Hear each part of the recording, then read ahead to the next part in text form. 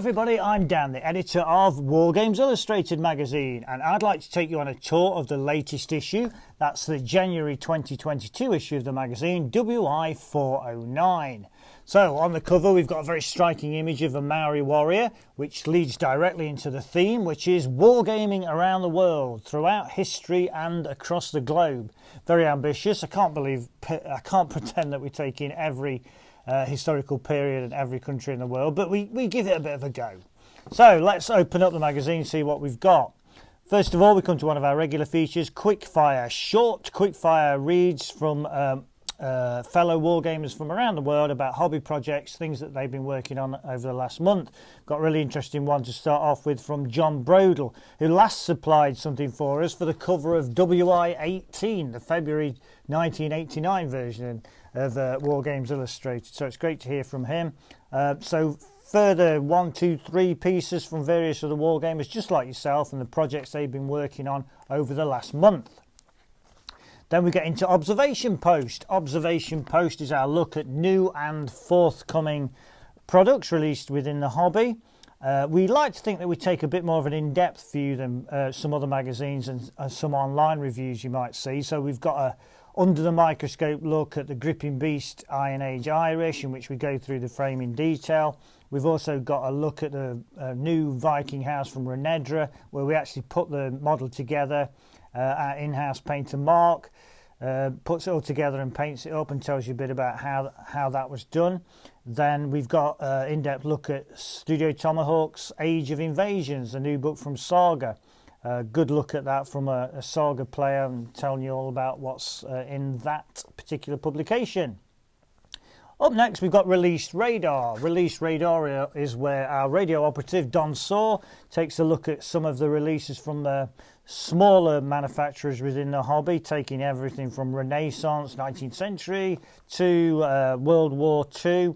So all stuff that we don't want you to miss out on. It could be anything in Released Radar. It could be models of tanks, it could be airbrushes, it could be absolutely anything that takes Dom's fancy.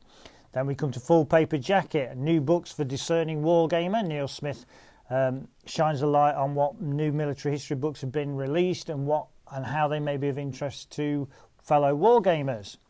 A couple of adverts there, but I'll just show you one of them actually, because it's the advert for the Hammerhead show, which is taking place in Newark in Nottinghamshire on the 5th of March. And the Hammerhead show also contains the Wargames Illustrated painting competition. So at that event we'll be hosting the painting competition. So if you've got a nicely painted figure that you want to bring along to the show, please do slap it in the cabinet. Who knows, you might win a prize.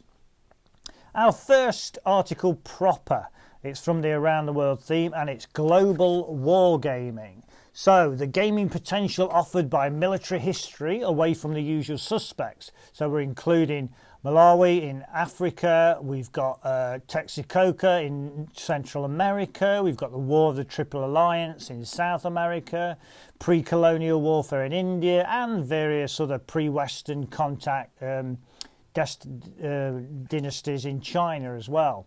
So yeah, a real good look at different wargaming periods, and in there we're also looking at skin tones as well. We've taken the Army Painter skin tone set, and our painter Callum has had a go at painting different skin tones, non-European skin tones, and he tells you how he went about doing that, what colours that he used and the results that he got.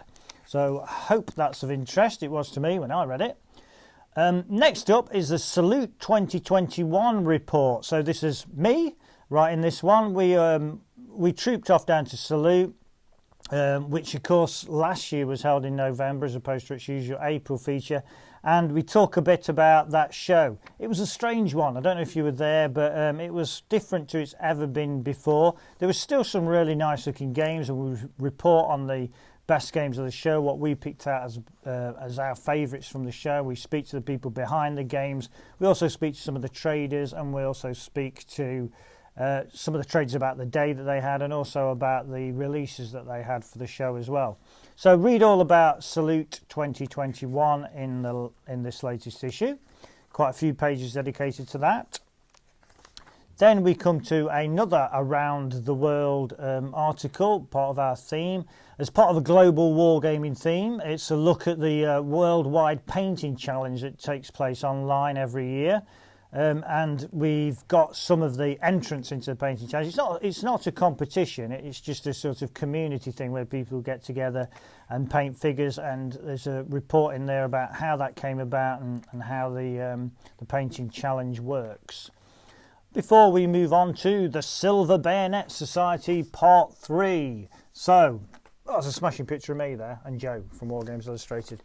So, Silver Bayonet Society Part 3. I hope you've been following this as we've been going along in our Silver Bayonet Society campaign. We talk about the opening battles of the campaign, and James, who's been umpiring the campaign all the way through, shares some of his in-house rules as well as giving a little bit of a battle report about the games that we've played within our Silver Bayonet campaign. Next up, another Around the World article, 5 Centuries of Warfare in New Zealand. Rolly Hermans, Kiwi, has written this for us, and he's talking about pre-European intertribal conflict. So that's where he starts with intertribal conflict, then he moves on to post-European intervention with the musket wars of the early 1800s, and then progressing to colonial warfare of the mid-1800s. We also finish by looking at Maori figures that are available, and looking at them in detail, at the weapons that the figures have got and how that translates to what the Maori warriors actually had, and also a bit of a painting guide as well to painting Maori tattoos. Finishing off with a look at New Zealand terrain as well. So if you want to play any New Zealand wars, you'll be wanting to know what terrain you need to have on the table. We're back to Salute for the next article. It's the Salute painting competition. So we're looking specifically at the entrance into the 2021 Salute painting competition, which we give a slightly different angle on it this year because our in-house painter Mark, put a few entries in as well, and he talks about his experience of entering the competition, what it was like. He talks you through some of the things that he presented for the competition. Then we're back to Around the World. We've got an article by Barry Hilton. Barry Hilton's a very well-travelled wargamer. He's been all around the world demoing games, and he shares some of his experience and talks about some of the different views of the hobby from around the world.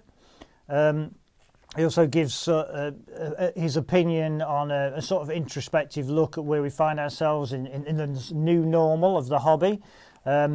It's very much Barry's own personal opinion, and that's great because we love to hear from readers' opinions, and particularly if they're going to contribute and tell us where they think the hobby is at. So not necessarily what we think, but it's what Barry thinks, and it's great to hear what he's got to say, and it'd be great to hear what you've got to say about the hobby as well, perhaps in response to what Barry's written.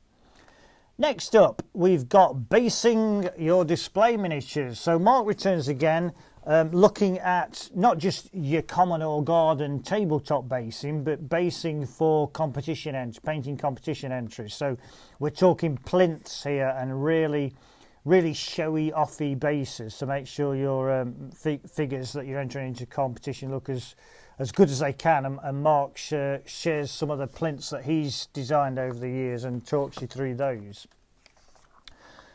Then we're going tribal with another Around the World feature. Aura, our friend from Australia, has written several sets of rules, including a rule set called Tribal, and he shares his knowledge of games design experience and tribal conflicts in general. So he looks at conflicts not just in New Zealand where tribal was kind of based, but also around the world, talking about different kinds of tribal sets of rules and how they deal with that sort of small-scale skirmish side of warfare. And that is that.